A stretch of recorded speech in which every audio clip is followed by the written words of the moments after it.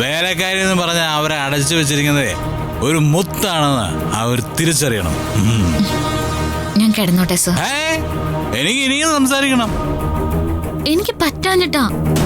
കിടക്കണം. കിടക്കണ? ഓക്കെ, തനിക്ക് ക്ഷീണമാണെങ്കിൽ താൻ കിടന്നു. പക്ഷേ ഞാനിന്ന് ഉറങ്ങാൻ വൈകും. ഞാൻ ഇനിയും കുടിക്കും. പത്മാ മാഡത്തിനെ തോൽപ്പിച്ച എന്റെ സന്തോഷത്തില് ഇനിയും കുടിക്കും. നന്ദിനി, തന്നോട് ഞാൻ എന്താ പറയാ, എനിക്ക് റെസ്പെക്റ്റാ, ഒരുപാട് റെസ്പെക്ട്. വഴി തെറ്റി വന്നതാണെങ്കിലും താൻ എൻ്റെ ജീവിതത്തിൽ എന്താ പറയാ എന്തൊക്കെയോ ആണ്, എന്തൊക്കെയോ.